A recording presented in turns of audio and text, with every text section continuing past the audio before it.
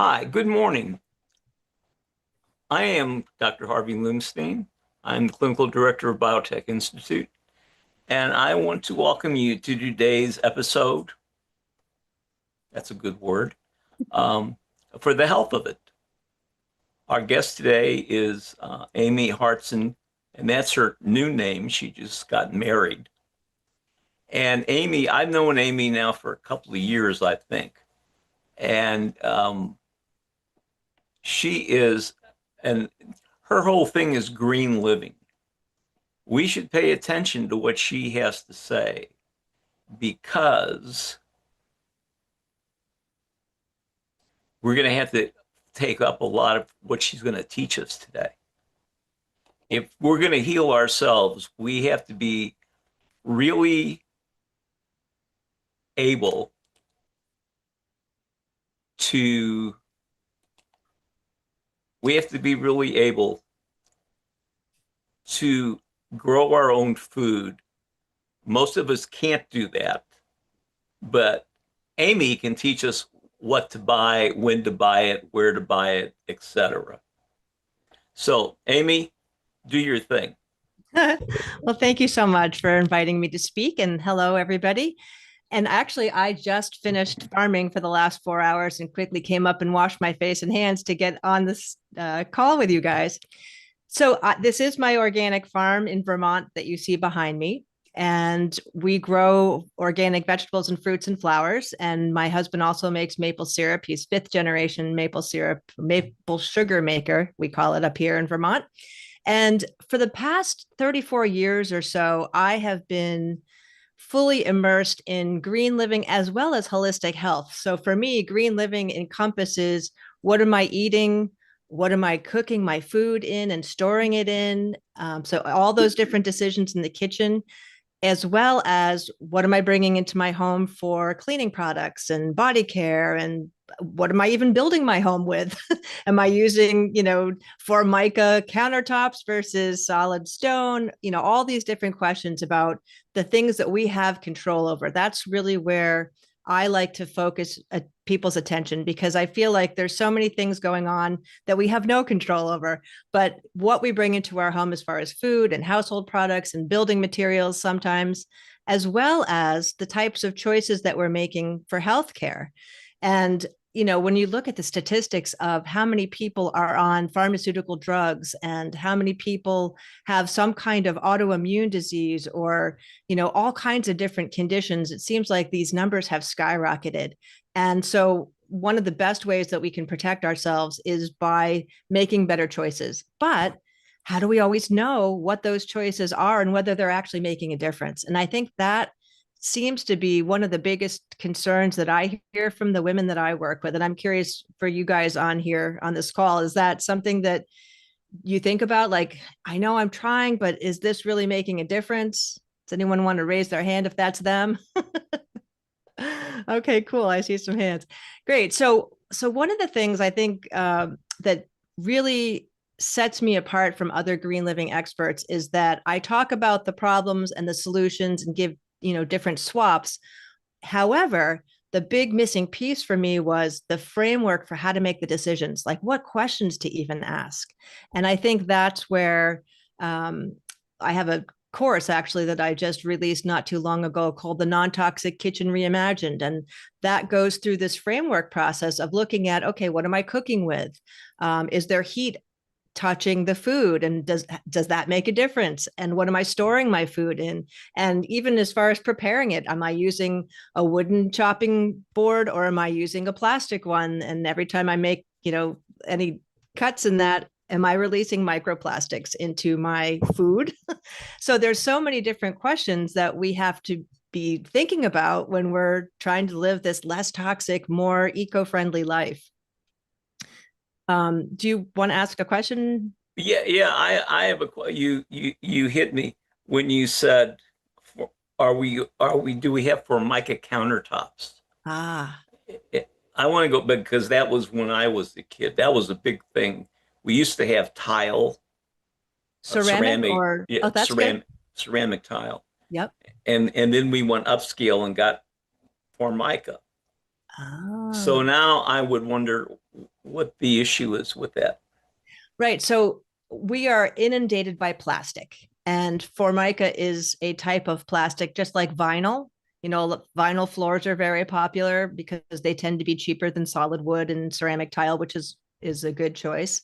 Um, Anytime there's plastic, so one of the things that I cover actually in the kitchen course that I think shocked some of the participants was that when you put plastic in a dishwasher, you're actually making that plastic break down more easily. And so I don't know if anybody has plastic containers that they put their food in, but you notice how they get brittle the more times you put them through the dishwasher, right? That heat is breaking it down. So you're also releasing the microplastics all over your dishes and glasses and silverware.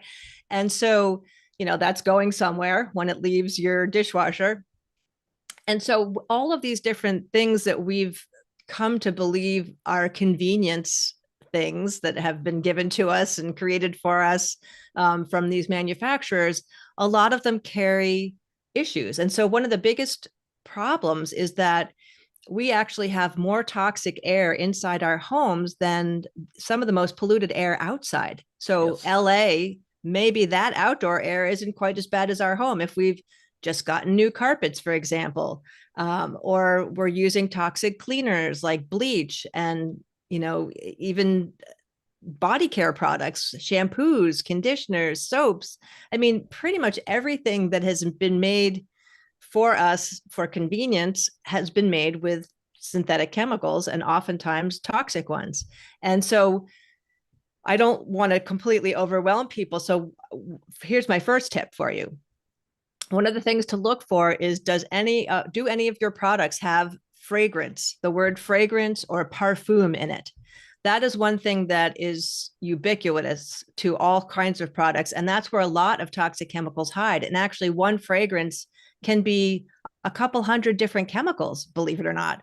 And so, one of the things that I also recommend is focus on your laundry detergent as one of your first things to switch, because we're with our clothes 24/7, and our bedding has the same residues and fragrances that are wafting, into us as we sleep.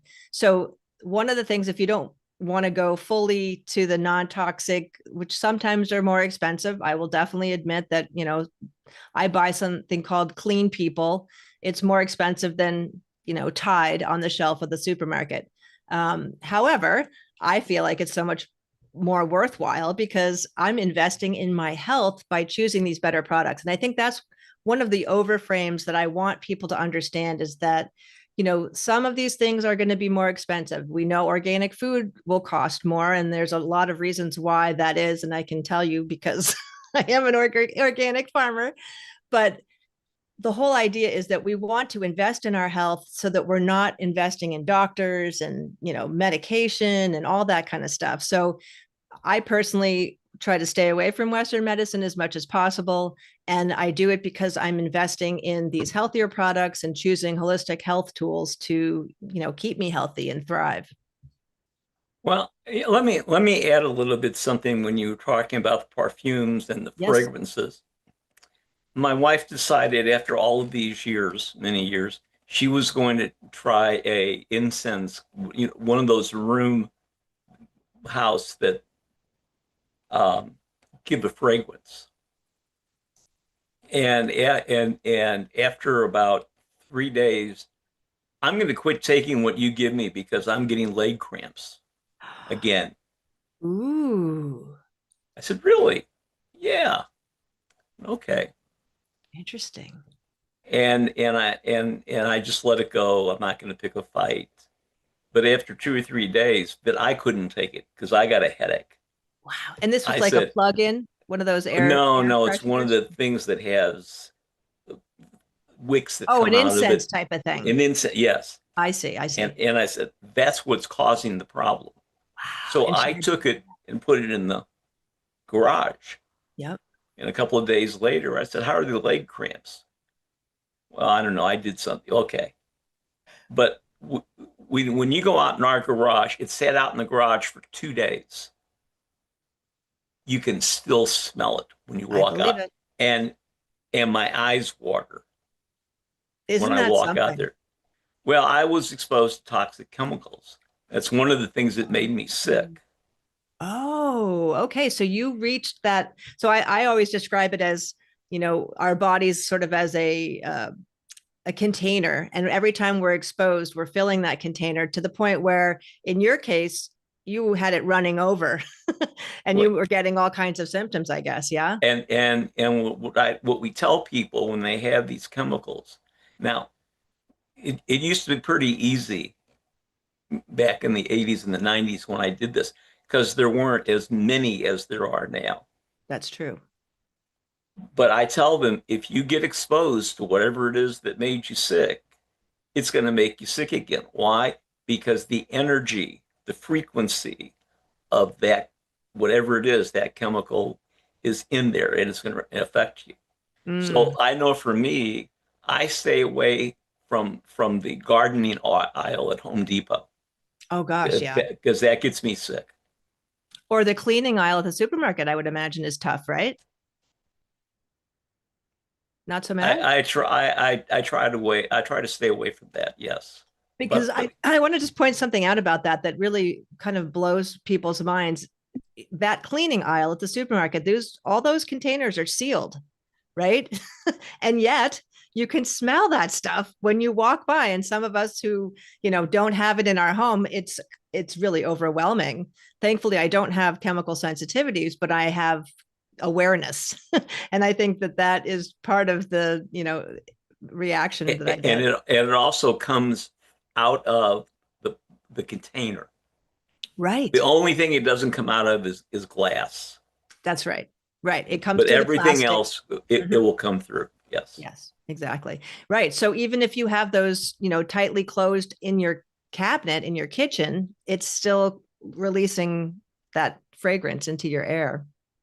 And you may not react to it right now, Correct.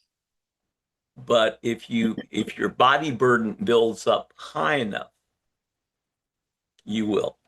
And That's that's the right. whole thing, body Yeah, and burden. one of the things that's always sort of amazed me, so our farm stand is an open air farm stand, and so I can see people driving up and parking in front. And what's been so interesting is I can smell people's perfume and cologne as soon as they get out of their car before they've even walked, the 20 feet into the farm stand. It just sort of balloons off of them and over. And I think, ooh, yeah, that's a lot. Yeah. Um, it can have its effect. And it It can have does. its effect if it's concentrated.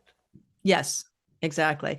Well, and so one thing I want to make sure people understand is that it's impossible to live in a totally non-toxic world at this point, right? I mean, there's so many different Absolutely. things that we're exposed to. So we have to make the best choices that we can for us.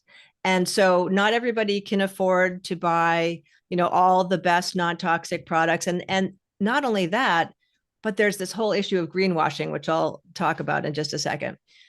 So my main point here is that do the best you can with what you have. If starting with getting rid of the fragrance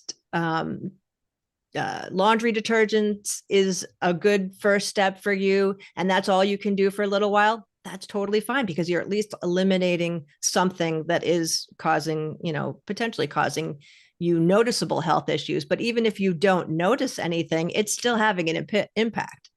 So that would be one thing. And I also always tell people that food is one of the most important things to focus on.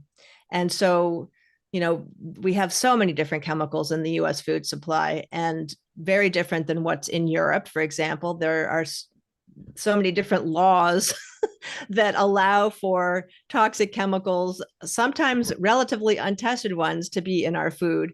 And even when they have been found to cause harm, it takes forever to get them out of the market. It's just really puzzling. And actually, that's how I got into this whole thing. So I actually grew up with a really unique situation. My stepfather was a chef. My mom was really into nutrition. And so we ate really well. And I didn't have junk food in the house growing up. So I never really developed a taste for it, even sodas. And then I worked at a health food store. This was all in New York City, by the way. I worked in the health food store for my first summer job at age 16. And I learned about vitamins and supplements and a little bit about organic food and a tiny bit about household products. I remember switching my shampoo and conditioner.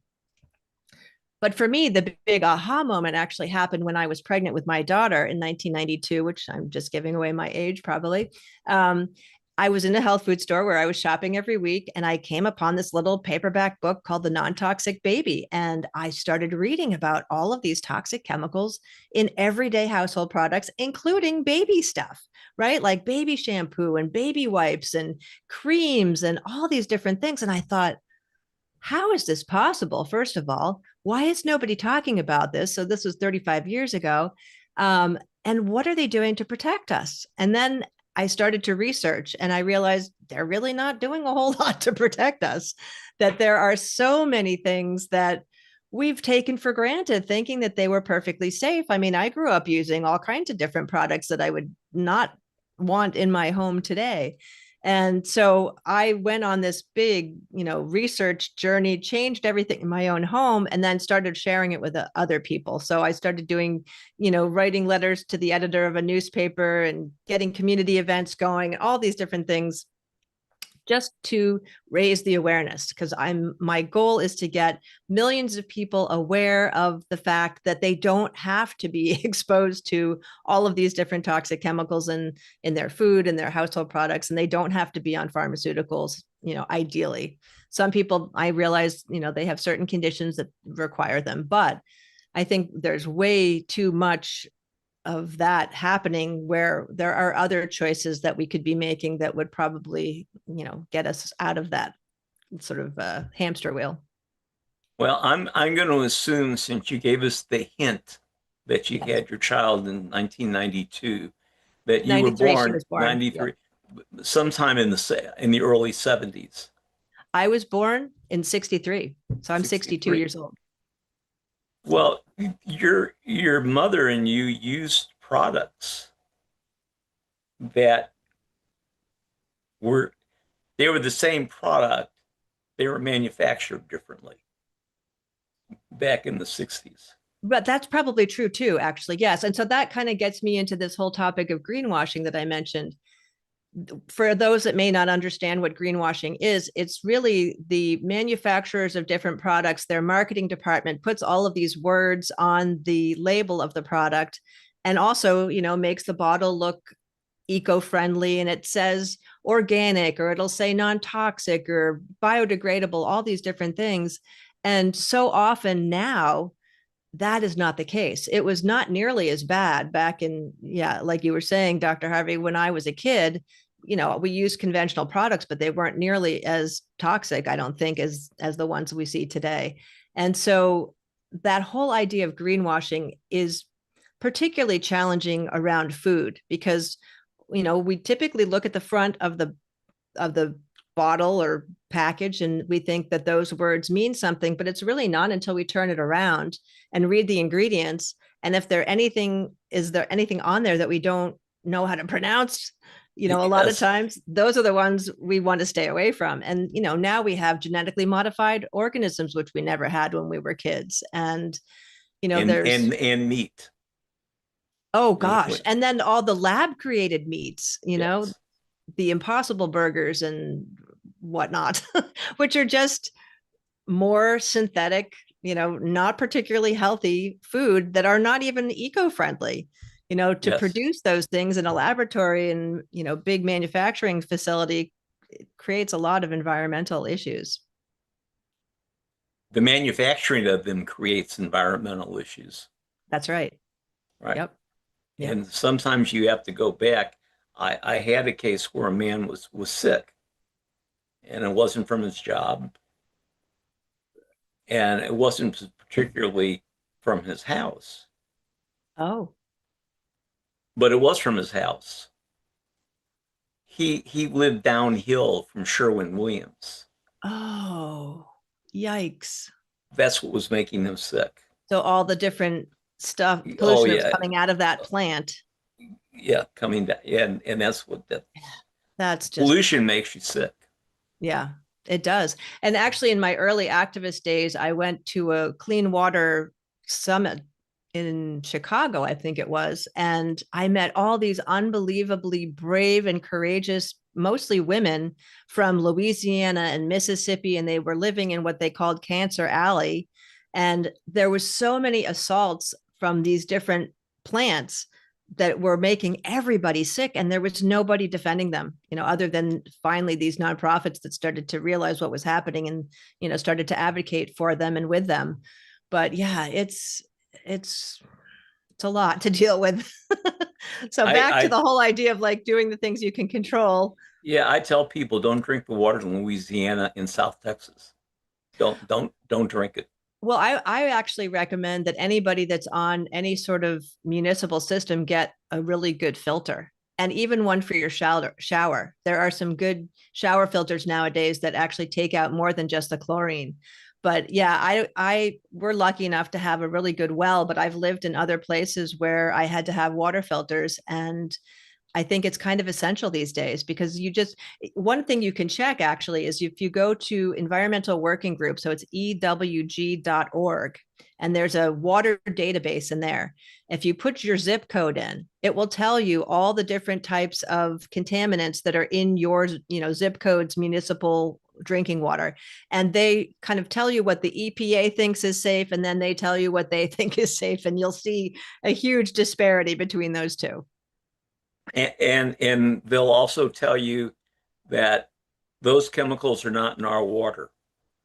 Right. They'll say it's And not, or it's so low, it's not going to have any, effect on and, you. and the reason it's not theirs, they don't test for it. Well, there's that too. Right. And if But they the don't ones that they test for do it, test for are usually present in, low amounts.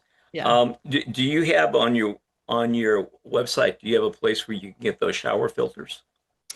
I actually email me if anybody's interested because I have a wonderful company that I've used for years, and I actually need to put that on the website. Thank you for reminding me. I just redid my website. But yes, I do have a recommendation for good water filters, and it's a wonderful mom and pop type of company that I've used for years, and my mom and sister use them still. So I'd be happy to recommend those. And I also have a bunch of free resources on my website. One of them is a new thing I've called the 10 words on food labels that are lying to you. And so you can download that guide, and it'll give you something you can actually take with you to the supermarket. And I can actually cover a few of those if you want me to. Yeah, Okay. I want you. So this is on food labels. And one of the worst ones, or one of the biggest offenders, I would say, is the word natural. We've seen that everywhere, right? Natural has no meaning as far as food labels. It's People used to think that it was the same thing as organic, but natural is totally conventional and no different. And let's see. And so in other words, it would have the pesticides, the GMOs, all kinds of processed ingredients that you don't want. So that's one. Oh, and one of the things to understand is that these label claims, if there is no independent third party that's actually verifying it, then it's relatively meaningless. So in addition to that freebie, I have a whole ebook that I wrote about the 100 different label terms that I researched, and which ones actually were meaningful, which ones were just garbage, and which ones were somewhat helpful. And I even learned new things when I was doing that. So one of the examples would be non-GMO. There is a non-GMO verified organization. So if you see that little logo on the product, then you can feel pretty comfortable that that is actually not genetically modified. But non-GMO does not mean no pesticides. It doesn't mean that it doesn't have other stuff, and it's just not using the genetically modified seeds. And that you'll often find in sodas and candy and chips. And then the other one is plant-based. How many times have we heard plant-based, especially if somebody is a vegan or vegetarian, and it sounds wholesome, but in fact, it actually has all kinds of industrial seed oils in it, oftentimes, or chemical additives, lab created, like we talked about earlier with, these different plant-based burgers. one thing that was really shocking to me was they did a blind taste test on a grass-fed, grass-finished beef burger, which is what I typically buy, versus one of these plant-based burgers. And much to my surprise, the plant-based burger won for best taste. So I thought that was really interesting. So they make things more addictive in the way that they create these products. Oh, there's even something in some of these plant-based products called methyl cellulose, which is a chemical laxative used as a binder. And so again, if there's no third-party verification of these terms, they're not really going to be helpful. And so there's 7 more that I've, um, debunked for you in that free 10 words on the label claims that are lying to you, if you want that resource. And I put your email, your website in the chat, Oh, but it's cool. also on the screen. That's right. Yes. It's both at my name. So my email is at the bottom there, and then the website is greenlivingnow.com. Yes. Yeah. These chemicals. I don't see the website in the chat, just FYI. You don't? Nope. How about? Oh, I don't either. But I did. Wait. I can see it in her little Now there. now it's in there. Oh, there it is. Yep. I'm just getting used to this, folks. This is me and Gary. We've got our problems. Yeah, these chemicals sneak up on you. They don't come up and knock on your door. And I was interested when you had your little baby in 1993. Mm-hmm. When you were a kid, they didn't have plastic diapers. That's right. It was all cloth. Right. They also didn't have plastic bottles to feed That's kids. true too. Right. So my theory when I was looking at autism, because plastic does cause autism, I don't care what they say. Okay. I believe me because I look. Well, and I understand the body. Right. And they've also shown that actually plastic in the body is contributing to Alzheimer's, heart disease. So that plastic, it wouldn't surprise me if it had contributed to autism. Well, here's the thing. When you took a kid basically in the 70s and you raised them, and we did not have the environmental toxins that we have now. What we had was fast food. Right. And we did have pollution washing up in the oceans. I remember that before the EPA and the Clean Water Act. Now it floats out in the Pacific Ocean and just goes round and round.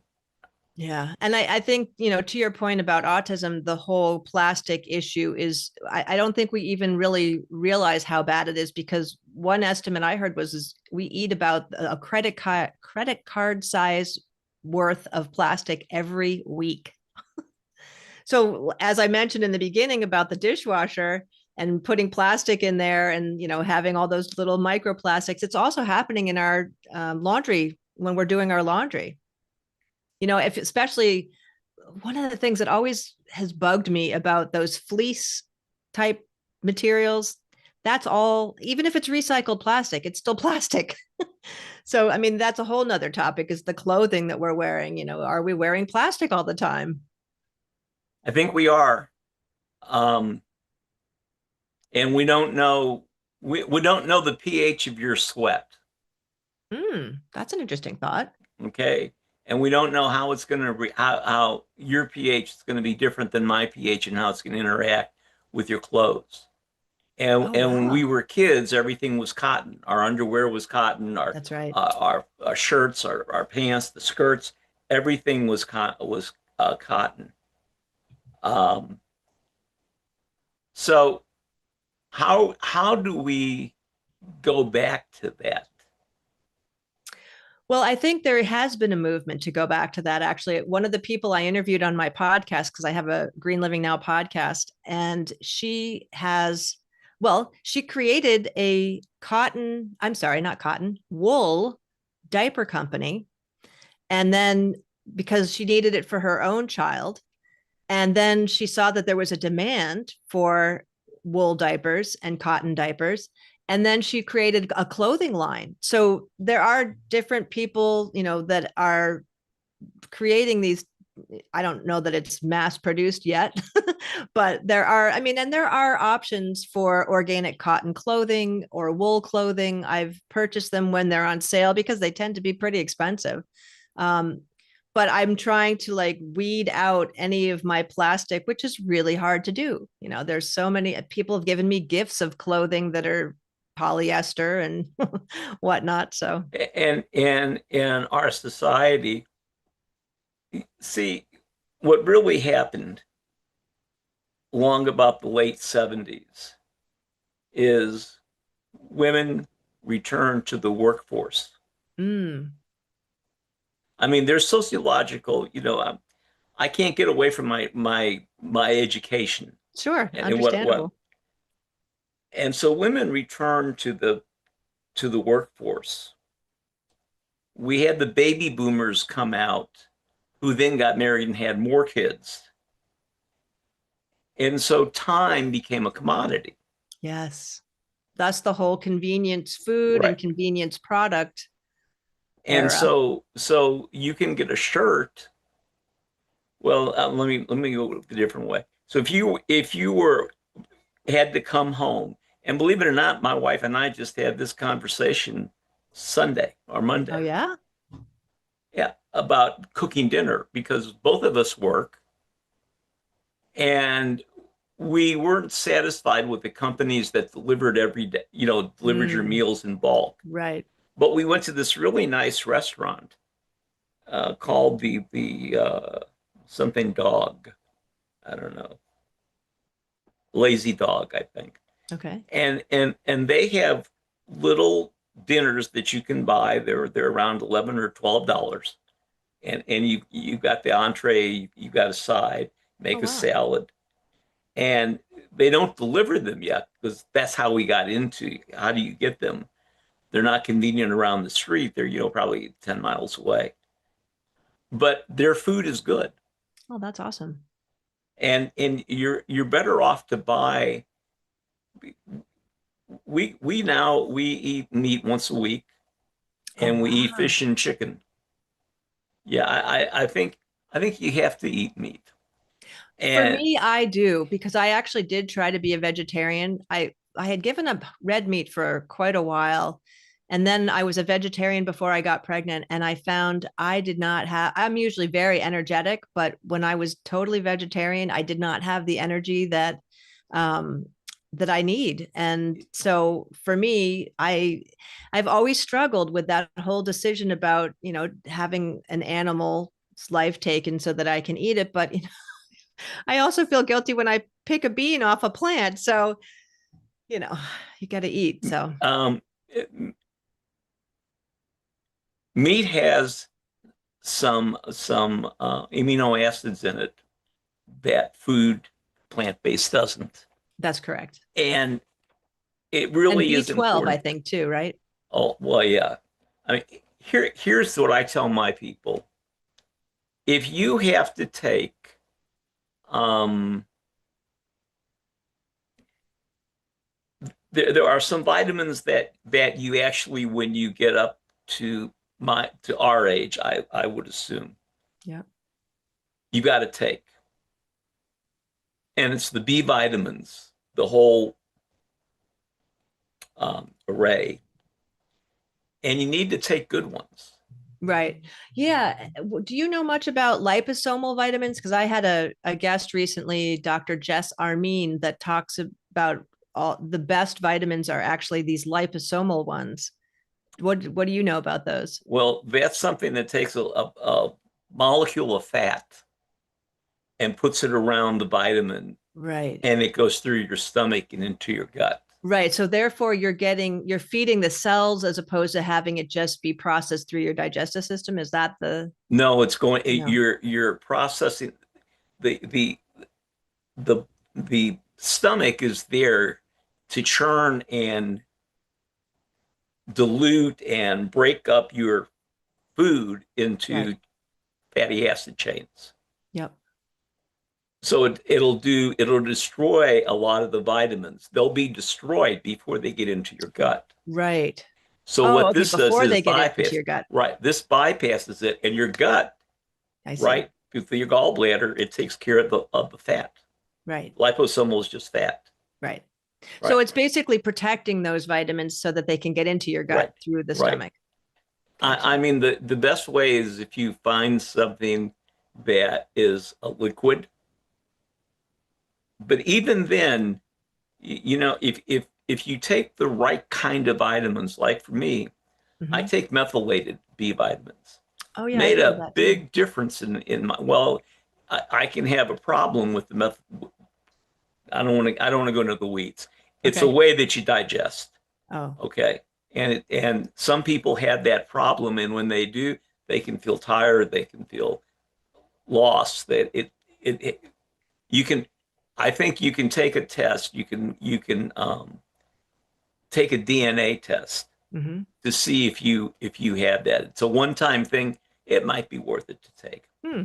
Um, the other thing is um, minerals, Yes.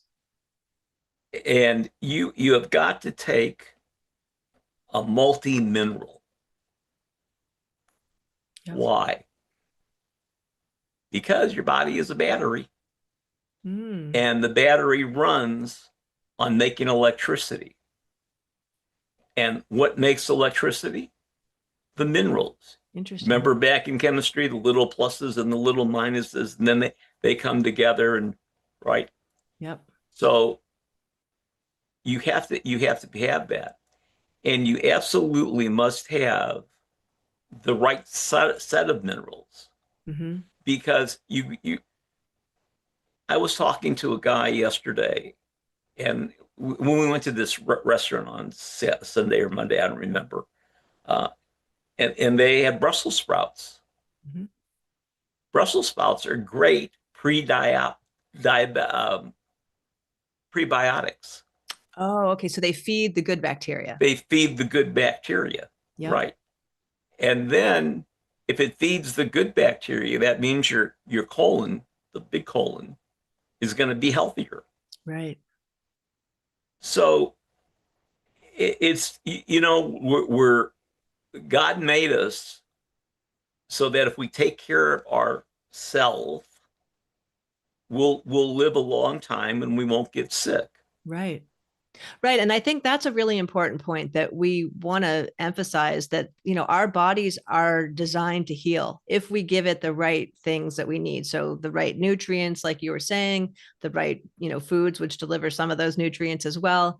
And, obviously fresh air and sunshine and exercise and stress relieving activities and so many different things. Good sleep is another piece. Um, Absolutely. yeah. So I think that I feel gives me some hope to realize that, our bodies really are designed to heal. And so we don't have to think of if somebody has an illness that they are broken. It just means that that's information that needs to, lead to some adjustments. And I tell people that it's never too late to get back in the game. That's right, because all kinds of body parts are regenerating all the time. That's right. Yeah. So it's And not like we're just one and done. and if you fill up the well, when I was first started studying the brain, that's what I was taught. Oh, that the God gives brain you a was few, created once at birth and that was it? and Or yeah, there are in utero? no brains. So then I started working with head injured people, and they started getting better. And I went, "What's this?" Oh, neuroplasticity. Yeah, right. It's the reserve. Okay. That's where I first learned about the body reserve was in working with head injured people Oh, wow. because we would take people who would come from a car wreck, and there was no way that their brain didn't heal itself in terms of what they were when they walked in and what they were when they walked out. Oh, And what did interesting. we use? Electricity and magnetics, Oh, no putting kidding. energy back in. Right.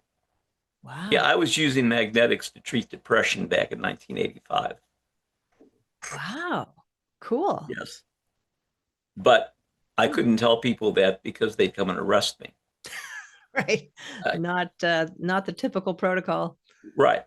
Yeah. But what we did find out when we were able to work with somebody was we could improve their scores on intelligence testing. What we did find out, let me say that a little bit differently. Okay.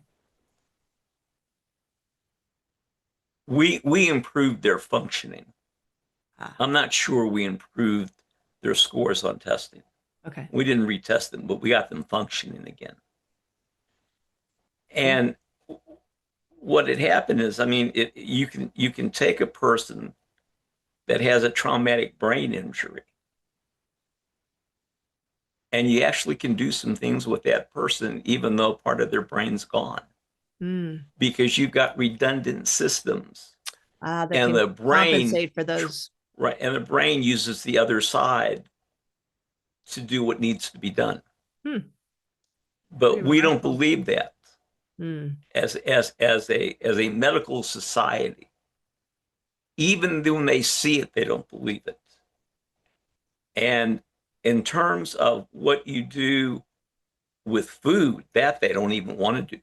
But I'll tell you, it was 2018 when a friend of mine, actually, we were in high school together, and he's a plastic surgeon. Hmm. He said, your food will become your medicine. Oh, absolutely. I totally believe that. And that was in And we are 2018. what we eat.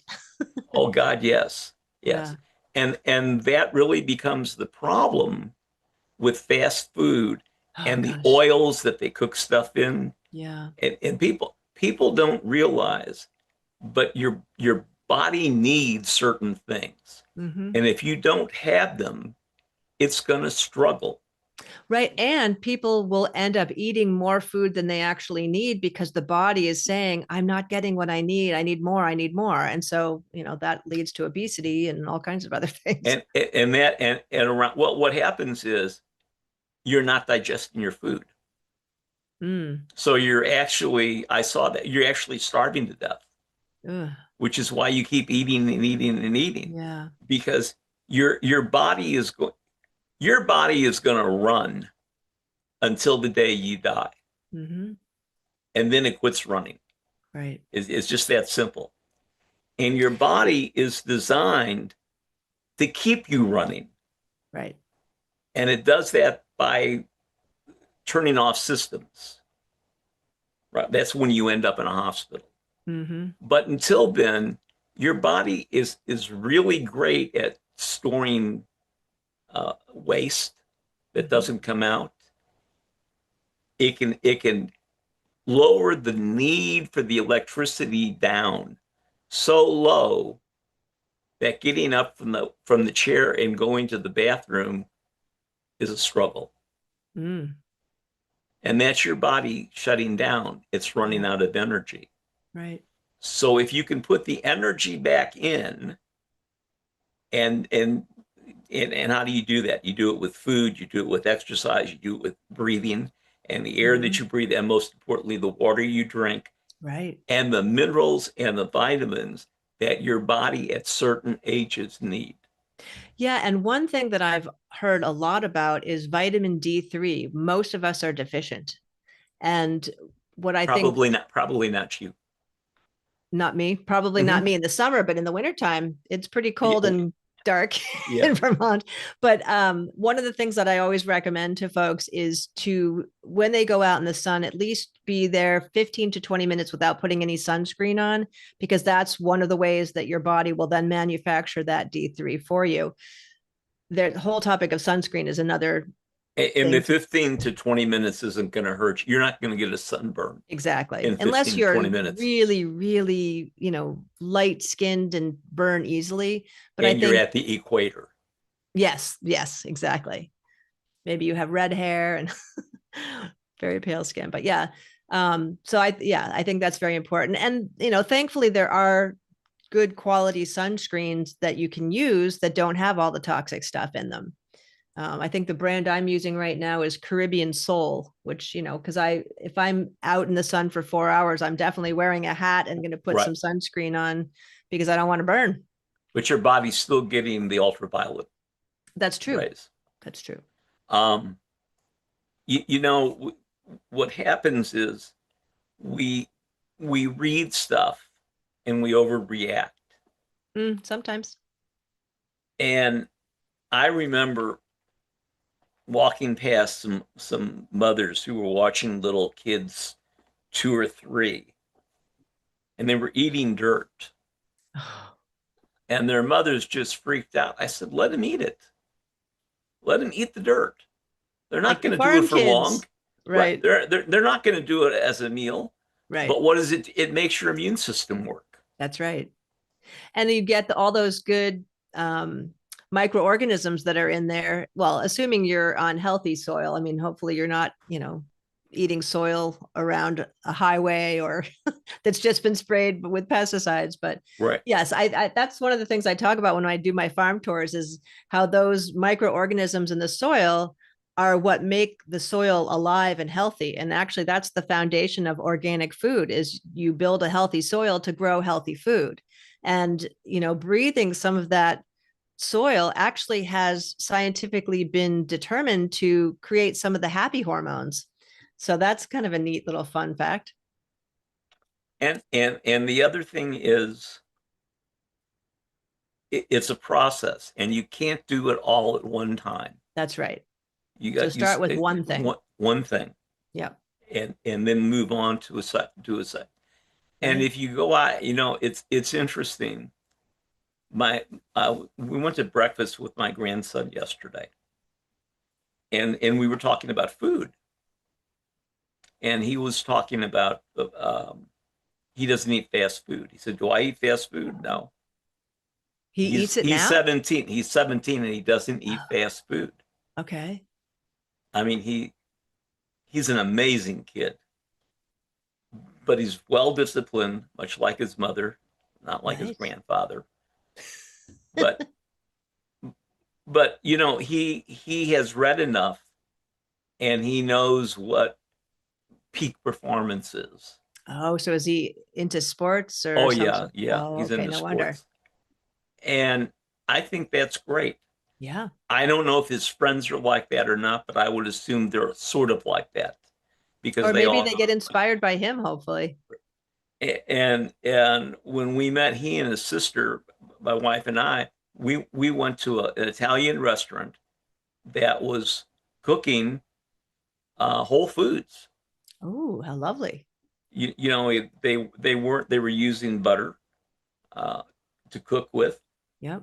And when I went to cooking school, when I was in 2000, and yeah, yes, I did. I was going to Wow. become a chef. That's wild. That lasted for about 5 days. That is You went to cooking school for 5 days? what I switched into gourmet cooking because Oh. to become a chef, that is hard, Oh hard yeah. My work. stepfather did it. It was intense. It is hard work. It's not Yes, like Emerald said, you don't have 80 people doing things for you. that's right. So I went in and what I learned about was we use grapeseed oil. We didn't know back in the 2000s. Mm, We knew not to use canola oil. right. We didn't use that. Everybody used grapeseed oil. But we were said olive oil is the best thing to use, or Mhm. butter. Yeah, grass-fed butter, ideally. Coconut oil's not bad. Just The cold pressed olive oil, if you can get it organic, that's even better. Those are good. And um, I have beef tallow. I've not really used it. I saw people were using it as a skincare, and I thought, oh, maybe I'll try that, but I haven't yet. uh, I guess it's okay if it's healthy. Grass fed. It's a It's grass fed healthy. beef tallow. Yep. Well, then yeah, then that's fine because it's the same thing you're getting out of your butter Yes, from the cows, that's right. right? And that's healthy fat. Yeah, And people have to learn that there are healthy fats and there are unhealthy that's fats. right. And when we were kids, our parents cooked like with healthy fats. Yes and no. So I remember margarine came into our household at one time and I hated the taste of it. That was in And the then 80s. skim milk. It was in the 80s. It was actually late 70s because I went to college in 81. So yeah, it was late 70s. My mother had discovered margarine because it was, that's one of the things that's so fascinating to me is, there's information that comes and goes, right? So at one time we're told butter is bad for you and, Yes. eat this horrible hydrogenated oil that's margarine. Or, I've actually even reversed, well, I shouldn't say reversed. When I first started learning about green living 34, 35 years ago, the information was that microwaves were bad because they were supposedly changing the molecular The structure of the structure. food. However, apparently that has been debunked. I still don't have any desire to use a microwave because I don't like the uneven way that it cooks food. But it's one of those things where, something is found to be dangerous. And then all of a sudden, like eggs are bad, eggs are good, butter is bad, butter is good. It's so much to keep up with. And I can see why people get overwhelmed because, most people don't have this as a passion that they're interested in looking at it every Right. day and learning something new, right? They And want they to get, just yeah, trust somebody. and they get information fatigued, Yeah, that's right. right? And Exactly. and and they just get tired and say, come up with one thing. Yep. Just Yep. give us one thing and let us go on. Yep.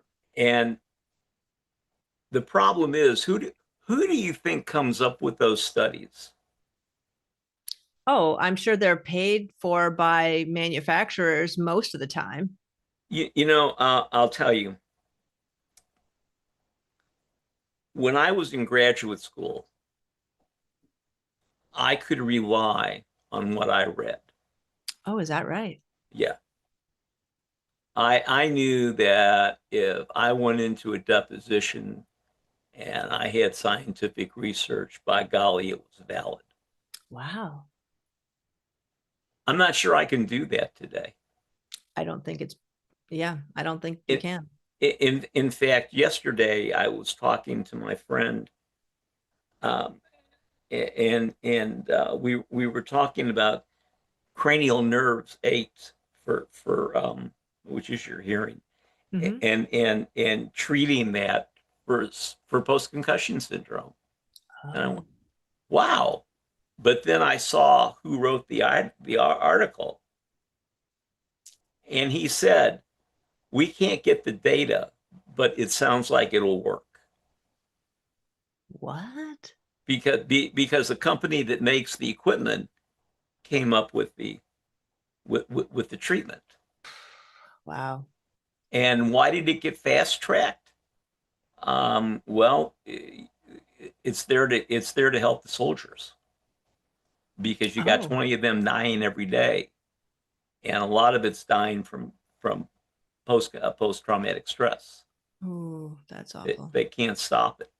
Yeah. So I think magnetic therapy will stop it, but what do I know? Uh, Well, I think it sounds like you know quite a bit. yeah, I mean, it. Anytime you can move fluids in the body, you're helping, Right. and that's what the body needs to move.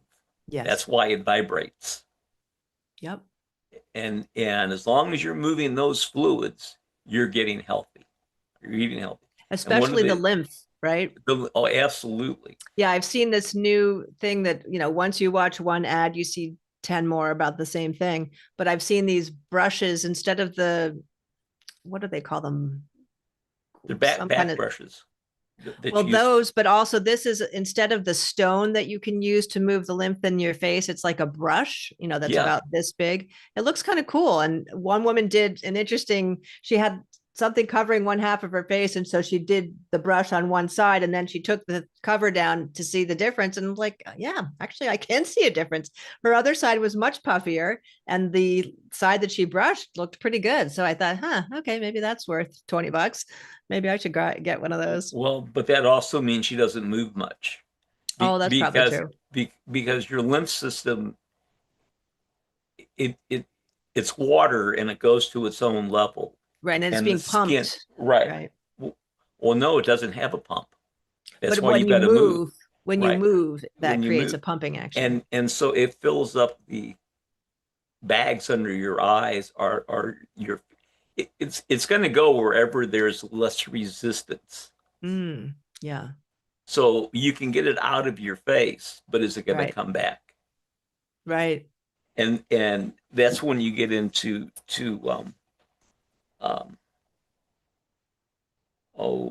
I'll think of it in a second.